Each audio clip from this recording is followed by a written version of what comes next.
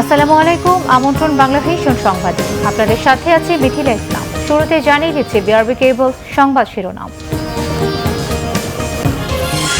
করোনায় একদিনে সর্বোচ্চ 264 মৃত্যু, টানা 7 দিন গণটিকা দেওয়ার মতো মজুদ নেই জানালেন ডিজি হেলথ। এক সপ্তাহ পেছালো কার্যক্রম। বিধিনিষেধ 10 আগস্ট পর্যন্ত বাড়ানোর প্রজ্ঞাপন জারি, এই সময় সবকিছু খুলে দেওয়ার সিদ্ধান্ত অপরিপক্ক, মন্তব্য বিশেষজ্ঞদের। চলছে ঢিলেঢালা লকডাউন। 15 আগস্টের হত্যাকাণ্ড না ঘটলে বিশ্বমর্যাদায় অনেক আগেই প্রতিষ্ঠিত হতো বাংলাদেশ, বললেন প্রধানমন্ত্রী। শেখ কামাল জাতীয় ক্রীড়া পরিষদ পুরস্কার বিতরণ। পরিমণির বিরুদ্ধে মাদক আইনে মামলা, মাত্রাতিরিক্ত আসক্তির কারণে বাসায় মিনি বার, জানিয়েছে র্যাব। বন্ধু রাজের বিরুদ্ধে মাদক ও পর্ণ আইনে মামলা। দেখছিলেন বিআরবি কেবল সংবাদ শিরোনাম, এবারে বিস্তারিত। দেশে করোনায় গত একদিনে সর্বোচ্চ 264 জনের মৃত্যু হয়েছে। বিশেষজ্ঞরা বলছেন, লকডাউন ও টিকা কার্যক্রম চলমান থাকার পরও মৃত্যুর সংখ্যা বেড়েই চলেছে। তাদের মতে, সমন্বিত উদ্যোগ ছাড়া এই অবস্থা থেকে পরিত্রাণের কোনো উপায় নেই। বেড়েই চলছে করোনায় মৃত্যুর মিছিল। বৃহস্পতিবার স্বাস্থ্য অধিদপ্তরের বিজ্ঞপ্তি অনুযায়ী দেশে করোনায় আরও 264 জনের মৃত্যু হয়েছে। এটি এখন পর্যন্ত একদিনে সর্বোচ্চ। এ নিয়ে মৃতের সংখ্যা দাঁড়ালো 21,902 জনে। 24 ঘন্টায় 46,995টি নমুনা পরীক্ষায় নতুন শনাক্ত হয়েছে 12,744 জন। এ পর্যন্ত মোট 13,22,654 জনের করোনা শনাক্ত হয়েছে। দেশে করোনা থেকে সুস্থ হয়েছে 15,786 জন। এ নিয়ে মোট সুস্থ হয়েছেন 11,56,943 জন। সর্বোচ্চ 87 জন মারা গেছেন ঢাকা বিভাগে, চট্টগ্রাম বিভাগে 56, খুলনায় 35 এবং রংপুর বিভাগে মারা গেছেন 18 জন। বিজ্ঞপ্তি অনুসারে 24 ঘন্টায় শনাক্তের হার 27.12%, সুস্থতার হার 87.47% এবং মৃত্যুর হার 1.66%। বিশেষজ্ঞরা বলছেন, এত উদ্যোগের পরও সংক্রমণ কমছে না, আর সংক্রমণ না কমলে মৃত্যুর ঊর্ধ্বগতিও থামবে না। এরকম একটি বিধিনিষেধ, একই সাথে চলমান টিকাদান প্রক্রিয়া এবং সচেতনতায় উদ্বুদ্ধ করার জন্য ব্যবস্থা, সব মিলিয়ে চলার পরেও আজকের বাস্তবতা হলো এখনও মৃতের সংখ্যা রেকর্ড সংখ্যক এবং একই সাথে সংক্রমণের হারও অনেক বেশি। আমরা মাঝখানে একটি উৎসব পালন করেছি এবং কঠোর বিধিনিষেধের শিথিলতার মধ্যে ছিলাম। হয়তোবা তারই পরিপ্রেক্ষিতে আজকে তার থেকে বেশ কিছুদিন পরে এসে ওইরকম একটি অবস্থার পরিণতি আমরা দেখছি যে সংক্রমণ অতিমাত্রায় আছে এবং একই সাথে মৃতের সংখ্যা বাড়ছে। অর্থাৎ রাষ্ট্রীয় পর্যায়ে, সামাজিক পর্যায়ে এবং ব্যক্তিগত পর্যায় থেকে সকলকে সচেতন হয়ে বিষয়টিকে গুরুত্ব অনুধাবন করে আমাদেরকে নতুন করে ভাবার মনে হয় সময় হয়ে গেছে। এতদিনেও মানুষের মধ্যে সচেতনতা তৈরি না হওয়ায় হতাশা ব্যক্ত করেছেন বিশেষজ্ঞরা। আহমেদ সরোয়ার, বাংলা ভিশন, ঢাকা। দেশে করোনায় আক্রান্তদের 98% ডেল্টা ভ্যারিয়েন্টে আক্রান্ত, এই তথ্য জানা গেছে বঙ্গবন্ধু শেখ মুজিব মেডিকেল বিশ্ববিদ্যালয়ের এক গবেষণায়। সকালে বিএসএমএমইউর পক্ষ থেকে আয়োজিত সংবাদ সম্মেলনে জানানো হয়, দেশের বিভিন্ন জেলার 300 করোনা রোগীর স্যাম্পলের জিনোম সিকোয়েন্স পরীক্ষা করে 98% ইন্ডিয়ান বা ডেল্টা ভ্যারিয়েন্ট পাওয়া গেছে। 1% আফ্রিকার ভ্যারিয়েন্ট বা বিটা ভ্যারিয়েন্ট ও বাকি 1% অন্যান্য ভ্যারিয়েন্টের উপস্থিতি দেখতে পেয়েছেন তারা। আর দেশের সীমান্তবর্তী এলাকাগুলো থেকে ওই ডেল্টা ভ্যারিয়েন্টের উৎপত্তি হয়েছে এবং তা দেশের বিভিন্ন প্রান্তে ছড়িয়ে পড়েছে বলেও জানানো হয়।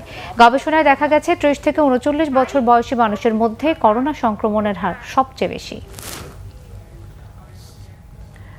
7 আগস্ট থেকে গণটিকা দান কার্যক্রম শুরু হচ্ছে না। ওই দিন পরীক্ষামূলকভাবে সারা দেশে টিকা দেওয়া হবে বলে জানিয়েছেন স্বাস্থ্য অধিদপ্তরের মহাপরিচালক ডাক্তার অধ্যাপক ABM খুরশিদ আলম। টেলিফোনে তিনি বলেন, 14 তারিখ থেকে গণটিকা দান শুরু হলেও সপ্তাহ জুড়ে তা চালানোর মতো ভ্যাকসিন ও লোকবল নেই। এখন সিটি কর্পোরেশনে এক্সট্রা সেন্টার করতে হলে আমাকে আমার হসপিটালকে ডিপ্রাইভ করে আমাকে লোক নিয়ে আসতে হবে। লোক তো আর আমি রাতারাতি বানাতে পারবো না। তাই 2 দিন বা 3 দিন আমরা ম্যাসিভ টিকাটা দিব, আবার অন্য 2 দিন আমাদের রুটিন চলবে, কাজ চলবে। আচ্ছা স্যার, টানা সপ্তাহ ঘুরে দিতে পারবো না। আর টানা সপ্তাহ ঘুরে দিতে গেলে আমার ম্যান পাওয়ার নাই। 2 নম্বর হচ্ছে টিকা নাই। তা আপনাকে অত টিকা আছে নাকি আপনি যে পুরো সপ্তাহ ঘুরে দিবেন? আর আপনি দেখেন তো টিকার পরিমাণ তো এরকম না যে এক লটে অনেক আসছে। এই যে জাপান থেকে যে টিকাটা আসছে অ্যাস্ট্রাজেনেকা, সেটা পরিমাণ তো দেখছেন 1.5 লাখ, মানে কি বলে 6 লাখ 7 লাখ 10 লাখ 15 লাখ 20 লাখ, এর বেশি তো একসাথে আসছে না। বাল্ক যেটা আসা বলে সেরকম তো আসছে না। আমারে এখন দেখেন বাজারে এখন আমাকে 4টা টিকা দিতে হচ্ছে, সেটাও একটা জটিলতার কারণ। করোনা টিকা নিতে মধ্যরাত থেকেই ঢাকা মেডিকেলের সামনে অবস্থান নেন প্রবাসীরা। কেউ কেউ রীতিমতো বিছানা বিছিয়ে অবস্থান নেন। ভিসার মেয়াদ শেষ হওয়ার শঙ্কায় শত ভোগান্তি উপেক্ষা করছেন টিকা পাওয়ার আশায়। টিকা দিতে হবে, তাও আবার সবার আগে, ঝক্কি ঝামেলা ছাড়া। এটি প্রায় সব প্রবাসীর চাওয়া, তাই তো মধ্যরাতে এত আয়োজন। ঢাকা মেডিকেল কলেজ হাসপাতালের সামনে রীতিমতো বিছানা বিছিয়ে অবস্থান নিয়েছেন প্রবাসী শ্রমজীবীরা, যাতে সকালে টিকা কার্যক্রম শুরু হলেই টিকা দেয়া যায়। এখানে এই মুহূর্তে আসার কারণ হচ্ছে একটাই, আগামীকাল সকালে আমি সিরিয়াল পাই কিনা, সেই জন্যই আমি অনেক রিস্ক নিয়ে আমি এখানে আসছি। এসেও দেখছি এখানে অনেক বিশাল একটা সিরিয়াল স্যাঁতস্যাঁতে এক জায়গার মধ্যে বসে আছি, মশা কামড়াচ্ছে। আসতে অসুবিধা, যে পয়সা যায় আমাদের, তবে সরকার যদি একটা জিনিস করতো, প্রতিটা জেলা জেলা করতো, তাহলে আমাদের এই হরানিটা হইতো। এক একজনের এক এক সমস্যা। কেউ বিদেশ থেকে 1 ডোজ টিকা নিয়ে এসেছেন, কেউ দেশে 1 ডোজ নিয়েই যেতে চান বিদেশে, কেউ মেসেজ পেয়েছেন, কেউ মেসেজ না পেয়ে সমাধানের পথ খুঁজছেন। তবে সবাই চান দ্রুততম সময়ের মধ্যে প্রবাসে ফিরে যেতে, যেখানে কঠোর পরিশ্রমে গড়ে দেশের অর্থনীতির চাকা। আমি সৌদিতে একটা টিকা দিয়ে আসছি, এখন আমি এখানে আসি আবার অ্যাপ্লাই করার পর আমার প্রথম ডোজটা আসছে। এখন আমি এই ডোজটা দিয়ে দিই, তাহলে আমার শরীরের টিকা ফুটবে 3টা ডোজ। এখন আমি চাই এই ডোজটা না দিয়ে আমি আবার সৌদি যেতে চাই, ওখানে তাই টিকাটা দিতে চাই। আমার তো ছুটি চলে গেছে, এই ব্যবস্থাটা যে সরকার অন্তত করে দেয়, যারা ছুটিতে আসছে তারা যে একটা টিকা দিয়েই এই হোটেল ছাড়া সৌদি আরবে পৌঁছতে পারে। খুলনা মেডিকেল কলেজ হসপিটাল অথবা ঢাকা মেডিকেল কলেজ হাসপাতালে আসতে, তাহলে আমি টিকাটা নিতে পারবো। কিন্তু এই মর্মে আমার কাছে কোনো প্রুফমেন্ট নাই এবং কোনো মেসেজও নাই। এখন আমি কোন মর্মে এখান থেকে আমি টিকা পাবো আমি নিজেও জানি না। ঢাকা মেডিকেল কলেজ হাসপাতাল সহ রাজধানীর 7টি হাসপাতালে প্রবাসীদের ফাইজারের টিকা দেয়া হচ্ছে। একই সাথে দেশের 12টি সিটি কর্পোরেশনে তাদের জন্য দেয়া হচ্ছে মডার্নার টিকা। সিকান্দার রেমান, বাংলাভিশন, ঢাকা। তবে বিকেলে পররাষ্ট্রমন্ত্রী একে আব্দুল মোমেন জানিয়েছেন, চীনের সিনোফার্ম থেকে 7.5 কোটি ডোজ টিকা কিনছে বাংলাদেশ। এর মধ্যে 1.5 কোটি ডোজের দাম পরিশোধ করা হয়েছে। তিনি জানান, আগামী মাসে কোভ্যাক্স থেকে ফাইজারের 60 লাখ ডোজ টিকা আসবে। 34 লাখ আসবে কোভ্যাক্সের আন্ডার সিনোফার্মে, আরও 10 লাখ আসবে কোভ্যাক্সের আন্ডার, সেইটা আই থিঙ্ক অ্যাস্ট্রাজেনিকা, আর তারপরে আসবে 60 lakh. So we have lined up, মোটামুটি আমাদের ডিসরাপশন হবে না। আর তাছাড়া আপনাকে বলি, ইন্ডিয়া আমাদের বলেছেন যে তাদের অবস্থা একটু উন্নতি হচ্ছে এবং একটু উন্নতি হলেই তাদের কমিটমেন্টটা মিট করবেন। So we think we are on the line right track. তবে আমি চাই প্রোডাকশন শুরু হোক। রোগীর চাপ বেড়ে যাওয়ায় করোনার চিকিৎসা দিতে হিমশিম খাচ্ছেন রাজধানীর মুগদা জেনারেল হাসপাতালের চিকিৎসকরা। সাধারণ বেড কিংবা আইসিইউ কোনো সিট খালি না থাকায় অনেক রোগীকে ফিরিয়ে দিতে বাধ্য হচ্ছেন হাসপাতাল কর্তৃপক্ষ। হাসপাতালটিতে বেড়েছে মৃত্যুর সংখ্যাও। রাজধানীর মুগদা হাসপাতালের আইসিইউতে টানা 7 দিন চিকিৎসাধীন থাকার পর মারা যাওয়া এক নারীর মরদেহ নিয়ে ফিরছিলেন তার স্বামী ফজলুর রহমান ও ছেলে ইয়াসিন। বলছেন, করোনা মহামারীর কাছে কতটা অসহায় তারা। এখানে আসি, অবস্থান করছি, তো এখন আল্লাহ হায়াত নাই নিষেগা, তো এখন আমরা এখান থেকে বিদায় নিচ্ছি। ট্রিটমেন্ট দেওয়ার পর বাঁচাতে পারলাম না, যেমন মনে করেন এই যে মহামারীটা তো খুব বেশি আক্রান্ত, এটা তো কোনো চিকিৎসাই দেখতেছি নাই। এটা চিকিৎসা যদি থাকতো তাহলে তো আমার আম্মা মারা যেত না। আইসিইউতে একটি বেড পেলে কিংবা কিছুদিন আগে হাসপাতালে ভর্তি করাতে পারলে হয়তো তাদের স্বজনদের বাঁচানো যেত, মনে করেন ভুক্তভোগীরা। আইসিইউর বেড কোনো অবস্থাতেই ফাঁকা নেই আর কি। আমাদের এখানে অক্সিজেন আছে, কিন্তু আমাদের এখানে চিকিৎসার মতো এরকম হাই চিকিৎসার কোনো ব্যবস্থা নেই। আমাদের দুঃখটা হয়েছে আমরা অনেক সময় মতো আনতে পারিনি পেশেন্টটারে। পেশেন্ট যখন প্রথম অবস্থায় অ্যাটাকটেড হয়েছে তখন সময় মতো যদি নিয়ে আসতে পারতাম তাহলে হয়তো আমরা চেষ্টা করতাম। আনছি তখন অনেক সময় দেরি হয়ে গেছে।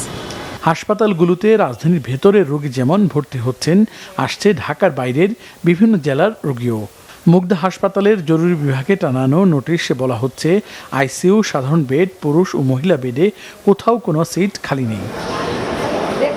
হাসপাতাল কর্তৃপক্ষ বলছে, ঢাকার বাইরে রোগী বেড়ে যাওয়ায় চিকিৎসা দিতে গিয়ে হিমশিম খাচ্ছেন তারা।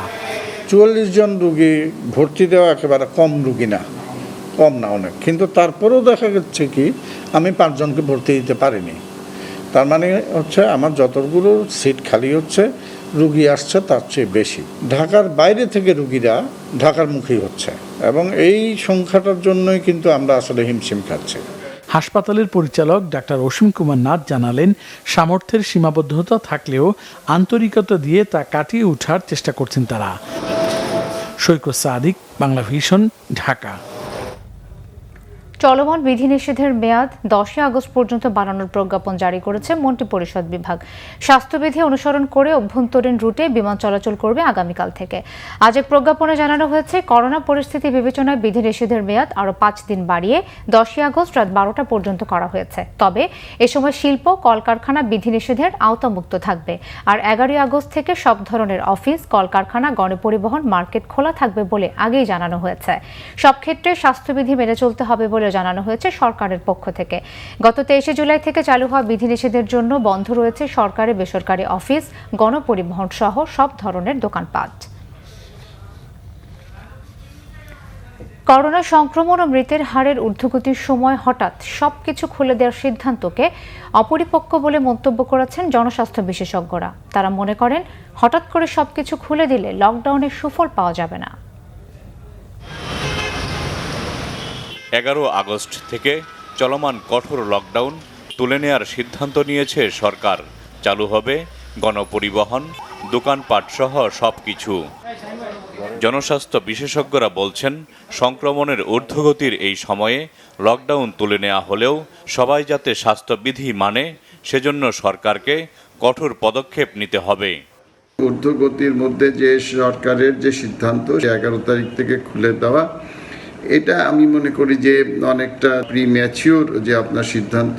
10 তারিখের আগের দিকে পরিস্থিতি পর্যালোচনা করে যে বাস্তবসম্মত সিদ্ধান্ত নেওয়াটাই সমীচীন হবে। লকডাউনটা হঠাৎ করে তুলে দিয়ে সব আগের মতো করে দেই, তাহলে এই লকডাউনের বেনিফিটটা আমরা খুব বেশি ভালো পেলাম না। এই লকডাউনটা তুলতে হবে আস্তে আস্তে, এবং লকডাউনের মধ্যে একটা প্রস্তুতি নিতে হবে। এই মাস্ক যারা পরবে না ওদেরকে পেনাল্টি দিতে হবে, এবং খুললেও যেন গণজমায়েত, গণপরিবহন এইসব জায়গাগুলোতে যেন স্বাস্থ্যবিধি মানা হয়, এইসব ব্যবস্থাগুলো নিয়েই খুলতে হবে। এগুলো কোনো ব্যবস্থা না নিয়ে যদি আমরা খুলে দেই, তাহলে কিন্তু এটা কোনো ভালো ম্যানেজমেন্ট হলো না। বর্তমানে করোনার যে চিত্র পাওয়া যাচ্ছে, পরিস্থিতি তার চেয়েও বেশি খারাপ বলে মনে করেন জনস্বাস্থ্য বিশেষজ্ঞরা। এই পরিণতি আমরা যেটা দেখছি, এটা পূর্ণ চিত্র দেখছি না, এটা একটা সংক্ষিপ্ত একটা স্ন্যাপশট আমরা দেখছি। প্রকৃত মৃত্যু কিন্তু এর চেয়ে অনেক বেশি যেটা আমরা দেখতে পাচ্ছি। তাহলে এটার আর না জানাই থেকে যাবে, তো মানুষ মারা যেতে থাকবে যদি আমরা এই যে জিনিসগুলো, নিয়ম কানুন গুলো মানুষকে মানাতে চেষ্টা না করে পুরোটা খুলে দেই, তাহলে কিন্তু এই মৃত্যু চলতেই থাকবে। সবাইকে দ্রুত টিকার আওতায় আনার পাশাপাশি হাসপাতালগুলোতে সেন্ট্রাল অক্সিজেন, আইসিইউ বাড়ানো সহ চিকিৎসা ব্যবস্থার উন্নয়নে প্রয়োজনীয় পদক্ষেপ নেওয়ার পরামর্শ জনস্বাস্থ্য বিশেষজ্ঞদের। জাহাঙ্গীর আকন্দ, বাংলা ভিশন, ঢাকা। ঢিলেঢালাভাবেই চলছে কঠোর বিধিনিষেধের 14তম দিন। গণপরিবহন না চললেও বেড়েছে ব্যক্তিগত যান ও রিকশার সংখ্যা। অধিক ভাড়া ও গণপরিবহন সংকটে ভোগান্তিতে পড়তে হয় অফিসগামী যাত্রীদের। গাড়ির চাপ বাড়ায় যাত্রীদের ভোগান্তির কথা মাথায় রেখে বন্ধ রয়েছে তল্লাশি চৌকির কার্যক্রম। এদিকে থেমে নেই ঢাকামুখী যাত্রীর চাপও। কঠোর বিধিনিষেধে সকাল 10টায় বিজয় সরণী মোড়ের চিত্র এটি। প্রত্যেকটি সিগন্যালেই যাত্রীদের অপেক্ষা করতে হচ্ছে 5 থেকে 7 মিনিট। বেড়েছে ব্যক্তিগত যান ও বাইকের চাপ। বেশিরভাগ যাত্রী বলছেন জরুরি প্রয়োজনেই বেরিয়েছেন তারা। গণপরিবহন না থাকায় অফিসগামী যাত্রীরা পড়েন সবচেয়ে ভোগান্তিতে। বক্ষবিধিতে আমার বাচ্চা ওখানে আছে, তো এখন যাচ্ছি, আবার একটু ডিউটি আছে, ডিউটিটা শেষ করে আসতে হবে। আবার গণপরিবহনও সীমিত আকারে ছেড়ে দিক, এক সিটে একজন করে বসায় ছেড়ে দিক। দরকার মনিটরিং ব্যবস্থা করুক, প্রত্যেকটা স্ট্যান্ডে প্রশাসনের লোকদের মনিটরিং এর ব্যবস্থা করুক। আমাদের তো অফিস খোলা, কিন্তু গণপরিবহন তো নাই, তো আমাদের তো কষ্ট হচ্ছে আর কি যাতায়াতে। এদিকে চেকিং এর ব্যাপারে আজকে কোনো একদম শিথিলতা হইতেছে, কোথাও কোনো পুলিশের চেকপোস্টে কোনো কিছু পাওয়া যায়নি। অফিসিয়াল যেহেতু খোলা আছে, আমাদের শোনে না যে আপনি দেরি করে আসছেন কেন, এগুলো না, বলে কি ভোর 5টার দিকে উঠবেন, কিন্তু সঠিক সময়ে আপনাকে অফিসে জয়েন করতে হবে। যানবাহনের চাপ বাড়ায় কোথাও তল্লাশি করতে দেখা যায়নি আইনশৃঙ্খলা রক্ষা বাহিনীকে। বলছেন, যাত্রীদের ভোগান্তির কথা মাথায় রেখেই নেওয়া হয়েছে এই সিদ্ধান্ত। যেরকম অন্যান্য দিন দেখেছি সেরকমটা এখন হচ্ছে না।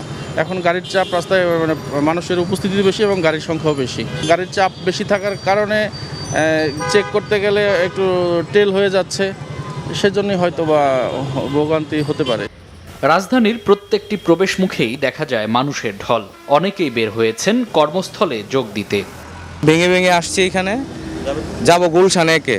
আজকে হচ্ছে আমার first day joining date. Chapainawabganj থেকে আসছি, আমি ট্রাক আসছি। বর্ধিত কঠোর বিধিনিষেধ চলবে আগামী 10 তারিখ পর্যন্ত। মামুন আব্দুল্লাহ, বাংলা ভিশন, ঢাকা। প্রধানমন্ত্রী শেখ হাসিনা বলেছেন 15ই আগস্টের হত্যাকাণ্ড না ঘটলে অনেক আগেই বিশ্ব মর্যাদায় প্রতিষ্ঠিত হতো বাংলাদেশ। শেখ কামাল জাতীয় ক্রীড়া পরিষদ পুরস্কার বিতরণী অনুষ্ঠানে তিনি আরও বলেন, জাতীয় জীবনে খেলাধুলা ও সাংস্কৃতিক কার্যক্রম অত্যন্ত গুরুত্বপূর্ণ ভূমিকা পালন করে। তরুণ সমাজকে খেলাধুলার মাধ্যমে সংগঠিত করে দেশ গঠনে গুরুত্বপূর্ণ অবদান রেখেছেন শেখ কামাল। ক্যাপ্টেন শেখ কামালের ৭২তম বঙ্গবন্ধুর বড় ছেলে, ক্রীড়া সংগঠক ও বীর মুক্তিযোদ্ধা শেখ কামালের জন্মদিনে তার নামে জাতীয় ক্রীড়া পরিষদ পুরস্কার দিয়েছে যুব ও ক্রীড়া মন্ত্রণালয়। পরিষদের মিলনায়তনে এই অনুষ্ঠান হয়। গণভবন থেকে ভার্চুয়ালি যুক্ত হন প্রধানমন্ত্রী শেখ হাসিনা। 12 জন ক্রীড়া ব্যক্তিত্ব ও প্রতিষ্ঠানকে সম্মাননা তুলে দেয়া হয় প্রধানমন্ত্রীর পক্ষ থেকে। পুরস্কার বিতরণ পর্ব এখানে শেষ হলো। ছোট ভাইকে নিয়ে আলোচনা করতে গিয়ে আবেগ আপ্লুত হয়ে পড়েন প্রধানমন্ত্রী শেখ হাসিনা। খুব কাছ থেকে দেখা শেখ কামালের জীবনের নানা দিক তুলে ধরেন প্রধানমন্ত্রী।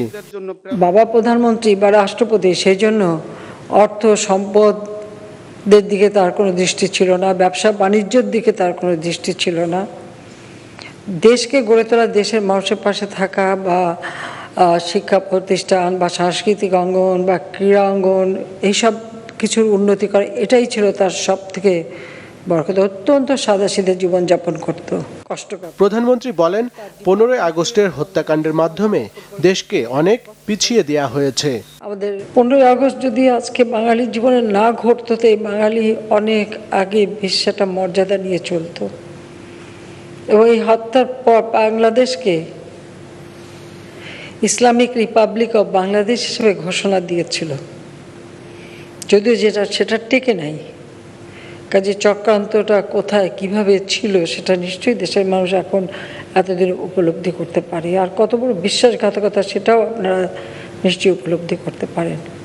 প্রধানমন্ত্রী আশা করেন, খেলাধুলায় অংশ নিয়ে তরুণরা দেশের জন্য আরও অনেক মর্যাদা বয়ে আনবে। সরকার খেলাধুলার মতো মননশীল কাজে পৃষ্ঠপোষকতা করে যাবে বলে প্রতিশ্রুতি দেন প্রধানমন্ত্রী শেখ হাসিনা। আরিফুল হক, বাংলা ভিশন, ঢাকা। আওয়ামী লীগের সাধারণ সম্পাদক ওবায়দুল কাদের বলেছেন, বাংলাদেশের রক্তাক্ত বিশ্বাসঘাতকতার ইতিহাসে সবচেয়ে কালিমালিপ্ত অধ্যায় 75-এর আগস্ট। শহীদ শেখ কামালের 72তম জন্মবার্ষিকী উপলক্ষে সকালে বনানী কবরস্থানে প্রথমে প্রধানমন্ত্রী শেখ হাসিনা ও পরে আওয়ামী লীগের পক্ষে দলের কেন্দ্রীয় নেতাদের সাথে নিয়ে শ্রদ্ধা নিবেদন করেন। পরে সাংবাদিকদের সাথে কথা বলেন ওবায়দুল কাদের। এ সময় তিনি শহীদ শেখ কামালকে বহুমুখী সৃজনশীল প্রতিভার অধিকারী ও লক্ষ কোটি তরুণের দীপ্ত শিখা বলে আখ্যায়িত করেন।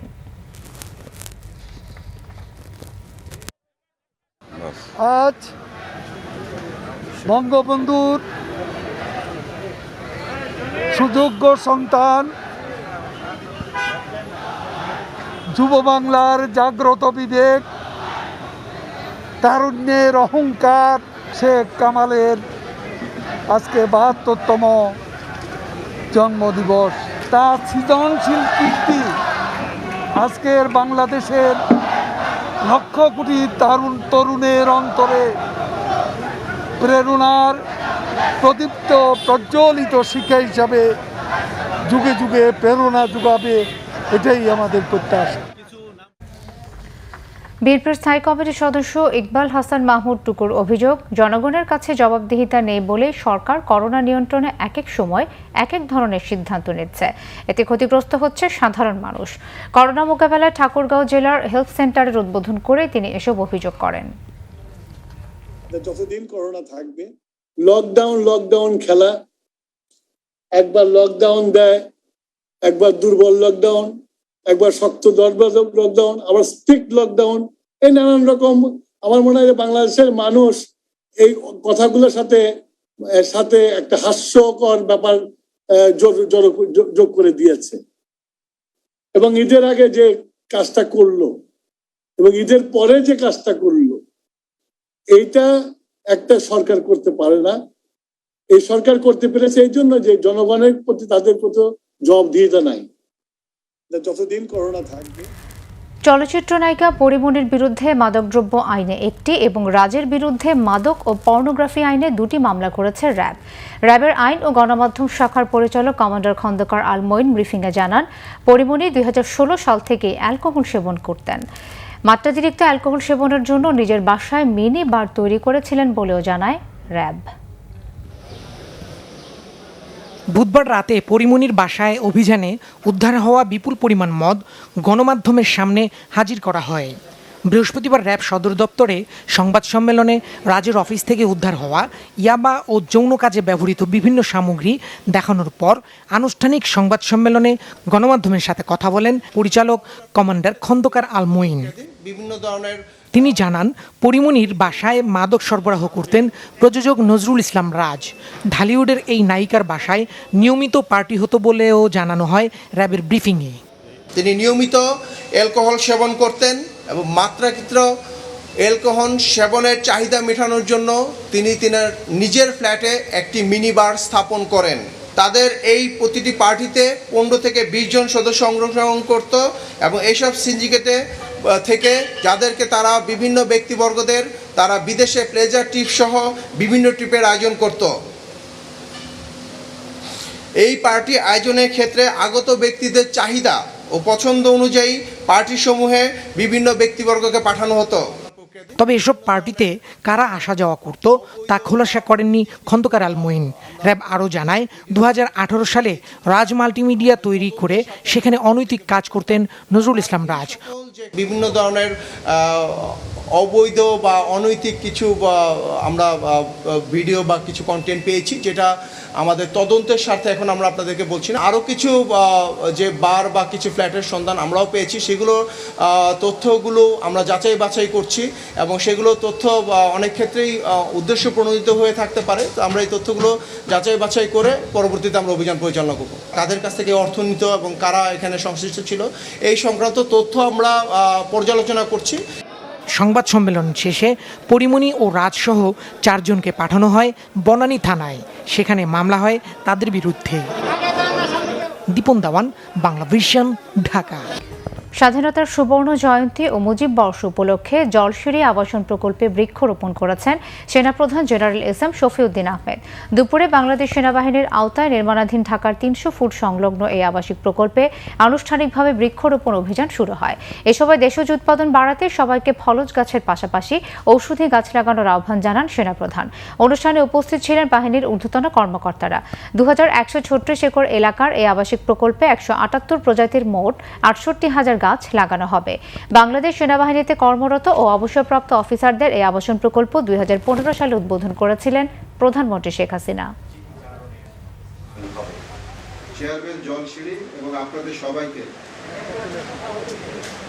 শুধু আমরা সৌন্দর্য বর্ধক গাছের ভিতরে সীমাবদ্ধ থাকব না, আমরা ফল এবং ঔষধি গাছও আমরা লাগাতে হবে। আমি আজকে এই ফল না খেয়ে যেতে পারি, বাট কেউ না কেউ এই ফল অবশ্যই খাবে। এবং সবচেয়ে ইম্পর্টেন্ট হলো যে আমাদের ন্যাশনাল গ্রস প্রোডাকশনে এই জিনিসটা, এই উৎপাদনটা ডাইরেক্টলি যোগ হবে।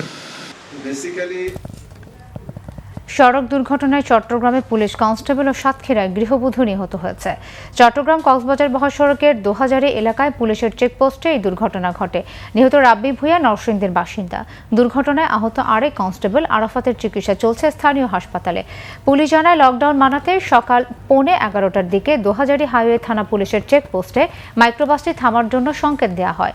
এ সময় চালক তা অমান্য করে পুলিশ সদস্যদের চাপা দিয়ে পালানোর চেষ্টা করে। পরে মাইক্রোবাসটি জব্দ করা গেলেও পালিয়ে গেছে চালক। এদিকে সড়ক দুর্ঘটনায় সাতক্ষীরার আশাশুড়িতে এক গৃহবধূ নিহত হয়েছে। শহরের গোয়ালডাঙ্গা প্রতাপনগর সড়কের গদাইপুরে এই দুর্ঘটনা ঘটে। আটক করা হয়েছে ট্রাক চালক বাবু সর্দারকে।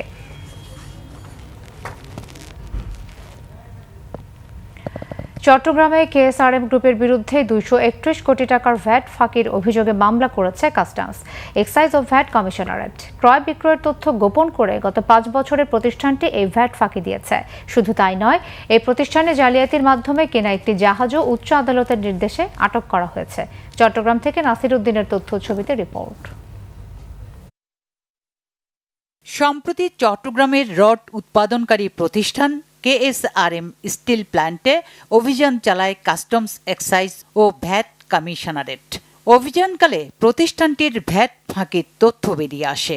অভিযোগ উঠেছে, কাঁচামাল ক্রয়সহ সব কেনাকাটার বিপরীতে মূসক কর্তন বাধ্যবাধকতা থাকলেও তা মানেনি কেএসআরএম। সব মিলিয়ে প্রতিষ্ঠানটির বিরুদ্ধে 231 কোটি টাকা পাওনা আদায়ে মামলা করেছে ভ্যাট কমিশনারেট। যত শক্তিশালী লোকই হোক, প্রভাবশালী লোকই হোক, যদি ভ্যাট ফাঁকি দেয় কেউ, সরকারি রাজস্ব সরকারি কোষাগারে ঠিকভাবে জমা না দেন, তাহলে আপনাকে অবশ্যই আইন সবার জন্য সমান। একজন ভ্যাটের কর্মকর্তা হিসাবে সরকার আমাদেরকে যে দায়িত্ব অর্পণ করেছে, সেই দায়িত্ব আমরা যথাযথভাবে পরিপালন করব। কেএসআরএম জালিয়াতির মাধ্যমে একটি জাহাজও কিনেছে। এমটি ম্যাডান নামে জাহাজটির নাম পরিবর্তন ছাড়াও তৃতীয় পক্ষের কাছে হস্তান্তরের ঘটনায় এখন তোলপাড় নৌ সেক্টরে। আদালতের নির্দেশে গত 8 জুলাই জাহাজটিকে চট্টগ্রামের সীতাকুণ্ডে কবির স্টিলের মালিকানাধীন শিপ ইয়ার্ডে আটক করা হয়। কোর্টের অর্ডার বলতে এটাকে লোকেট করে জব্দ করার জন্য আমরা জব্দ করেছি, করে কোর্টকে আমরা ইনফর্ম করেছি। ভ্যাট ফাঁকির ব্যাপারে কিছু না বললেও জাহাজ আমদানিতে জালিয়াতির কথা অস্বীকার করেছেন কেএসআরএম গ্রুপের প্রধান নির্বাহী। আমাদের কোনো জাহাজ এমটি মেডান না, এমটি মেড। ওই জাহাজটা আমাদের কবির স্টিলে কেনা আছে এবং আমরা ওই জাহাজটা আমাদের ইয়ার্ডে আছে। এখন এটা নিয়ে আর ফার্দার আমি কোনো কমেন্ট করতে চাচ্ছি না, এই জন্য যে এটা একটা সাব জুডিস ম্যাটার আর কি এই মুহূর্তে।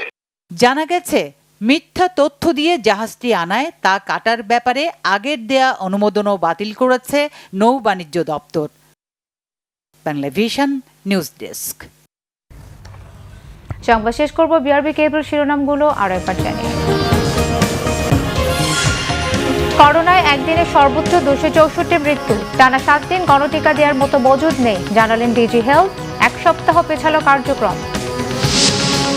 বিধি নিষেধ 10 আগস্ট পর্যন্ত বাড়ানোর প্রজ্ঞাপন জারি, এই সময় সবকিছু খুলে দেওয়ার সিদ্ধান্ত অপরিপক্ক, মন্তব্য বিশেষজ্ঞদের।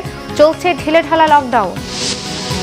15 আগস্টের হত্যাকাণ্ড না ঘটলে বিশ্ব মর্যাদায় অনেক আগেই প্রতিষ্ঠিত হতো বাংলাদেশ, বললেন প্রধানমন্ত্রী।